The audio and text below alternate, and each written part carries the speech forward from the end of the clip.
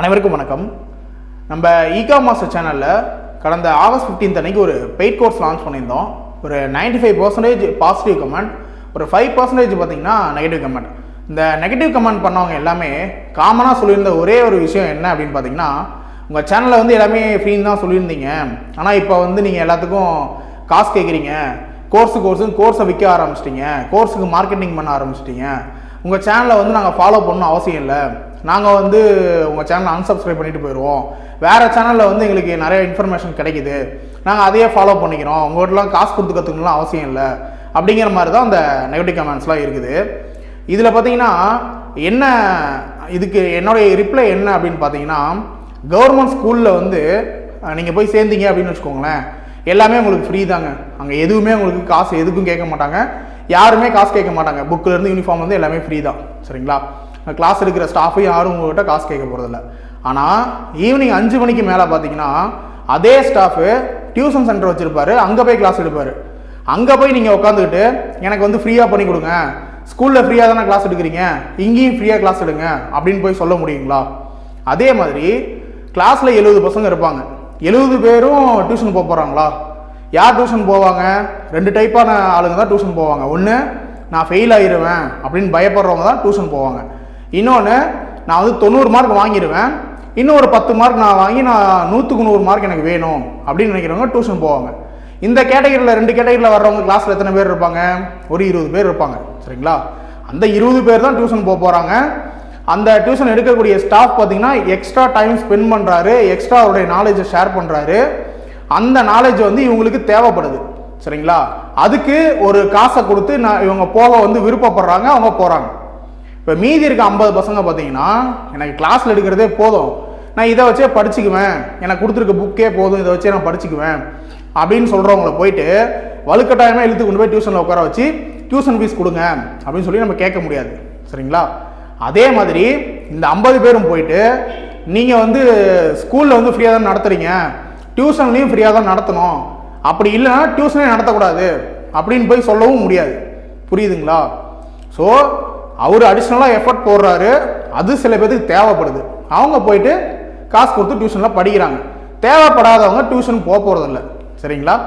அதே மாதிரி தாங்க இங்கே வந்து எனக்கு வந்து சேல்ஸ் நிறைய அச்சீவ் பண்ணணும், எனக்கு வந்து ஒரு சப்போர்ட் வேணும், எனக்கு நைட்டு 10 மணிக்கு கால் பண்ணால் கூட அட்டன் பண்ணி எனக்கு தேவையான டவுட்டை கிளியர் பண்ணணும் அப்படின்னு நினைக்கிறவங்களும் இருக்கிறாங்க.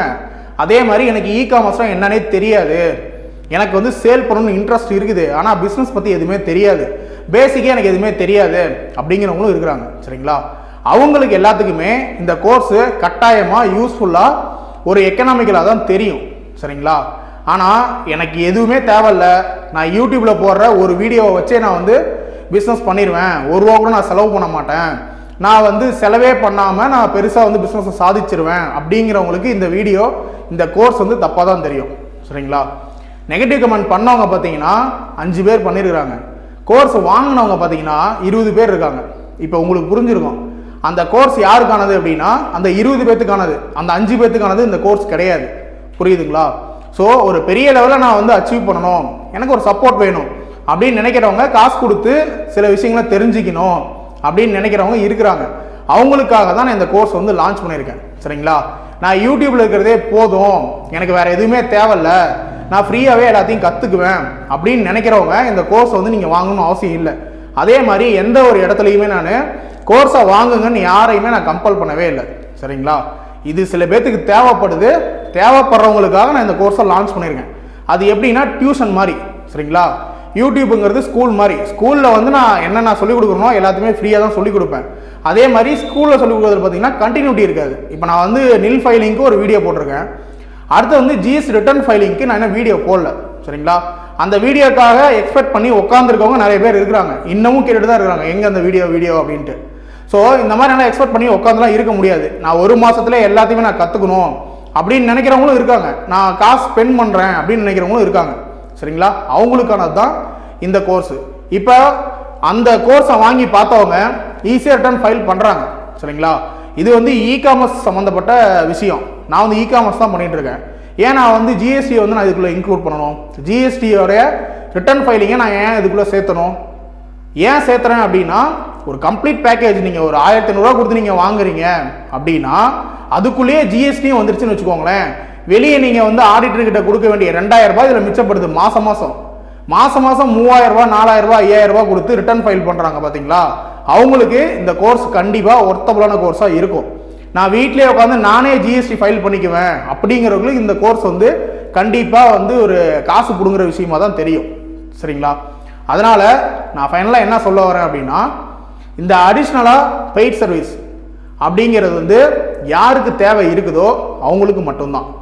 எல்லாத்தையும் நான் வந்து என் சேனலுக்குள்ளே வர்ற எல்லாத்தையுமே நீங்கள் கோர்ஸை வாங்கி தான் ஆகணும் அப்படின்னு நான் சொல்லவும் இல்லை.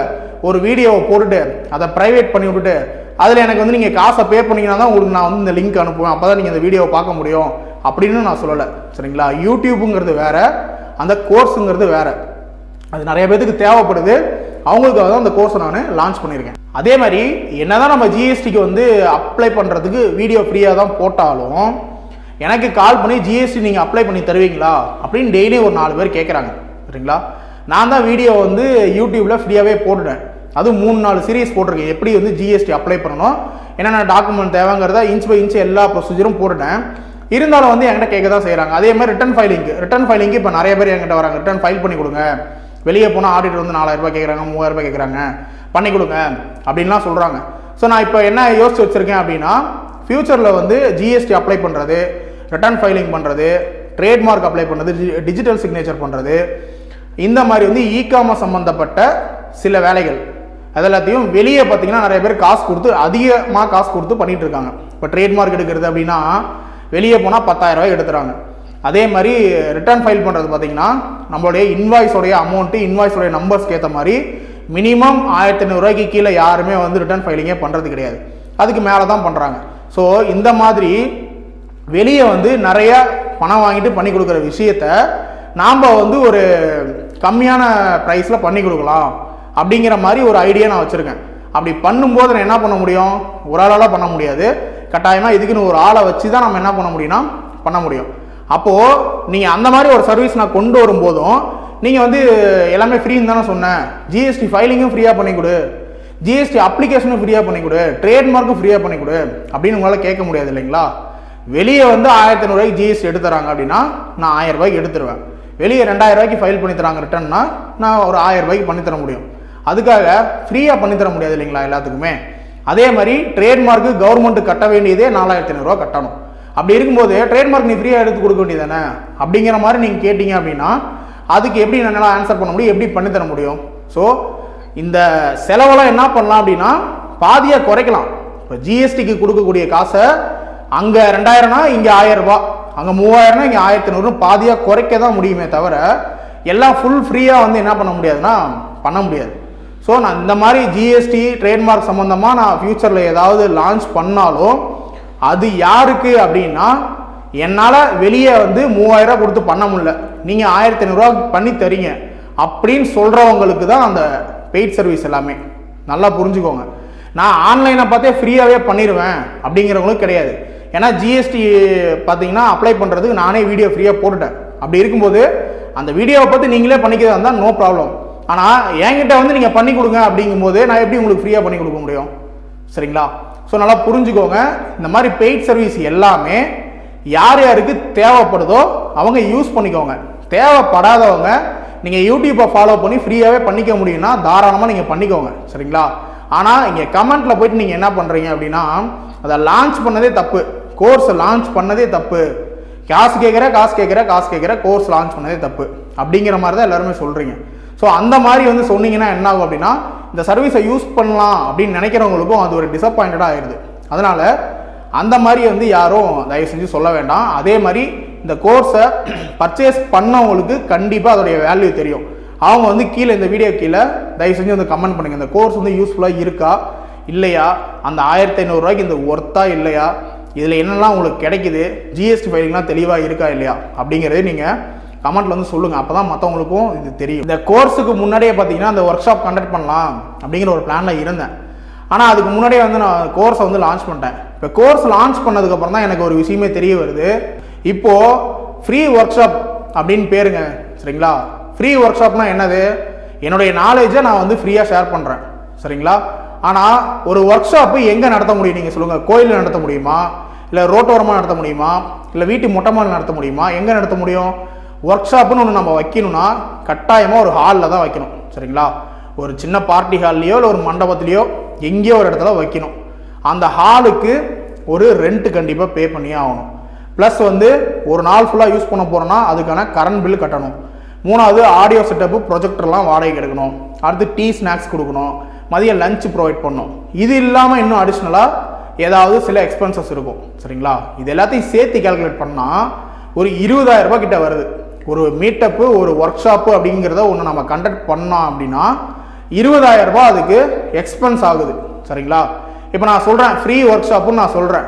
அந்த 20,000 ரூபாயை யார் ஸ்பெண்ட் பண்ணுவாங்கன்னு நினைக்கிறீங்க?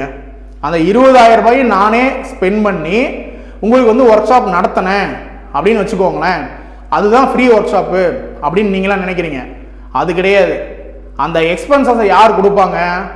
அந்த ஒர்க் ஷாப்புக்கு யார் வராங்களோ அவங்க தான் கொடுத்தாகணும். இப்போ நான் வந்து ஒர்க் ஷாப் நடத்த போகிறேன், எல்லாரும் எனக்கு 50 ரூபா கொடுங்க, எல்லாரும் 100 ரூபா கொடுங்க, இந்த வீடியோ பார்க்குற எல்லாரும் எனக்கு 100 ரூபா கொடுங்க அப்படின்னு நான் போய் கேட்க முடியுங்களா? கேட்டால் தான் நீங்கள் கொடுக்க முடியுங்களா? ஸோ யார்கிட்ட நான் கேட்க முடியும்? 20,000 ரூபா செலவாகுது, வர்றவங்க எத்தனை பேர் வரீங்க அப்படின்னு சொல்லிட்டு நான் கேட்பேன். வர்றவங்ககிட்ட ரெஜிஸ்ட்ரேஷன் ஃபீஸ் ஒரு 500 ரூபா அப்படின்னு வாங்கி தான் அந்த எக்ஸ்பென்ஸை நம்ம கொடுக்க முடியும். அப்போ நான் ரெஜிஸ்ட்ரேஷன் ஃபீஸ் 500 ரூபான்னு சொல்கிறேன்னு வச்சுக்கோங்களேன், உடனே நீங்கள் அதுக்கும் என்ன சொல்லுவீங்கன்னா, ஃப்ரீ இதுன்னு தானே சொன்னேன், ஒர்க் ஷாப்புன்னு தானே சொன்னேன், இப்போ எதுக்கு 500 ரூபா ரெஜிஸ்ட்ரேஷன் சொல்லி கேட்குற, உடனே நீ காசு கொடுங்குற, காசை வந்து வசூல் பண்ண ஆரம்பிச்சிட்ட அப்படிங்கிற மாதிரி தான் நீங்கள் அந்த மைண்டுக்கு தான் வருவீங்க. சரிங்களா? அதுக்காக தான் நான் முன்னாடி இவ்வளோ தூரத்தை நான் வந்து சொல்லிட்டு வந்தேன். ஒரு விஷயம் நம்ம பண்ணுறோம் அப்படின்னா அதுக்காக ஒரு எக்ஸ்பென்சஸ் இருக்கும். ஓகேங்களா? இதுவே வந்து பெய்டு ஒர்க் ஷாப்னா எப்படி தெரியுங்களா இருக்கும்? இதுக்கான எக்ஸ்பென்சஸ் எவ்வளவு? 500 ப்ளஸ் ஒரு 1000 ப்ளஸ் ஒரு 2000 சேர்த்து 2500 ருபீஸ் இந்த ஒர்க் ஷாப்புக்கு அப்படின்னு சொன்னாதான் அதுதான் பெய்டு ஒர்க் ஷாப். சரிங்களா? அதுதான் வந்து பெய்டு மீட்டப். நான் ஒரு 500 ரூபாயோ 300 ரூபாயோ 600 ரூபாயோ வாங்கிட்டு ஒரு மீட்டப் நடத்துறேன் அப்படின்னா அந்த காசை வாங்கி அதுக்கான எக்ஸ்பென்சஸ் தான் கொடுக்க முடியும். சரிங்களா? என்னுடைய நாலேஜாக நான் ஃப்ரீயாக தான் பண்ண போகிறேன். ஆனால் அதுக்கு ஆகக்கூடிய எக்ஸ்பென்ஸை வர்றவங்ககிட்ட கலெக்ட் பண்ணி தான் நம்ம கொடுக்க முடியும். சரிங்களா? ஸோ நாளைக்கே வந்து ஒரு ஒர்க் ஷாப்புன்னு வச்சாலும் அதுக்கு ரெஜிஸ்ட்ரேஷன் ஃபீஸுன்னு கட்டாயம் ஒரு 500 ரூபாவது வரும். அப்போது நான் வந்து 500 ரூபா ரெஜிஸ்ட்ரேஷன் ஃபீஸுன்னு சொல்லும்போது எதுக்கு இந்த 500 ரூபா அப்படின்னு நீங்கள் கேட்கக்கூடாது இல்லையா? அதுக்காக தான் நான் இப்போ சொல்கிறேன். இன்னொரு விஷயம் என்ன அப்படின்னா, இந்த மீட்டப்பு ஒர்க் ஷாப் நடத்துறதுனால எனக்கு எந்த விதமான ப்ராஃபிட்டும் கிடையாது. சரிங்களா? அதே மாதிரி 20,000 ரூபாயை ஸ்பெண்ட் பண்ணி நானே அந்த 20,000 ரூபாயை ஸ்பெண்ட் பண்ணி இந்த ஒர்க் ஷாப்பை நடத்துறதுல எனக்கு எந்த ப்ராஃபிட்டும் கிடையாது. அதனால இந்த ஒர்க் ஷாப்னால யார் பயனடைய போகிறாங்களோ, யார் வரப்போகிறாங்களோ அவங்க கிட்ட இருந்து தான் இந்த காசை நம்ம வாங்கி ஆகணும். அதனால ஃப்ரீ ஒர்க் ஷாப் பேர் வந்து ஃப்ரீ ஒர்க் ஷாப் தான். ஆனால் அதுக்கு ஆகக்கூடிய எக்ஸ்பென்சஸ் கண்டிப்பாக ரெஜிஸ்ட்ரேஷன் ஃபீஸாக ஒரு 500 ரூபா கிட்ட வரும். அதை வந்து பே பண்ணி எனக்கு வர விருப்பம் இருக்குது, நீங்கள் ஒர்க் ஷாப் கண்டக்ட் பண்ணுங்க அப்படின்னு நீங்கள் கமெண்ட்டில் சொன்னீங்க அப்படின்னா அதை பண்ணலாம். அப்படி இல்லைன்னா ஒர்க் ஷாப்பை பண்ணுங்கிற அவசியமே கிடையாது. சரிங்களா? ஸோ ஒர்க் ஷாப்புன்னு ஒன்று நடத்தினா கட்டாயமாக அதுக்கு ஒரு எக்ஸ்பென்ஸ் இருக்கும். ஸோ ரெஜிஸ்ட்ரேஷன் ஃபீஸுங்கிறது வரும். அந்த இதை ஃபீஸை கொடுத்து ஒர்க் ஷாப் நாங்கள் வரோம் அப்படின்னு நீங்கள் சொல்கிறீங்கன்னா எனக்கு கமெண்ட்டில் சொல்லுங்கள். இது பண்ணலாமா வேணாமா அப்படிங்கிறத நம்ம ஃபைனலாக டிசைட் பண்ணிக்கலாம். அதே மாதிரி நம்ம சேனலில் வந்து ஒரு கண்டினியூஸாக வீடியோஸ் எதுவுமே வரல. தான் ஏற்கனவே நான் சொன்னேன், இந்த கோர்ஸ் ரெடி பண்ணுறதுனால கண்டினியூஸாக வீடியோ போட முடியல. இதுக்கு மேலே பார்த்தீங்கன்னா ஒரு 2-3 டேஸ்க்கு ஒன்ஸ் வந்து கண்டினியூஸாக வீடியோ வந்துகிட்டே இருக்கும். அதே மாதிரி நீங்கள் இது வரைக்கும் கேட்ட கொஸ்டின்ஸ் வந்துமே இதுக்கு மேலே கேட்க போகிற கொஸ்டின்ஸ் எல்லாத்தையும் சேர்த்து ஒரு Q&A வீடியோ மாதிரியும் நம்ம ஃப்யூச்சரில் கண்டிப்பாக போடலாம். இனிமேல் வந்து ஒரு ரெகுலராக உங்களுக்கு வீடியோ கிடைச்சிட்டே இருக்கும். அடுத்த வீடியோவில் பார்க்கலாம். நன்றி, வணக்கம்.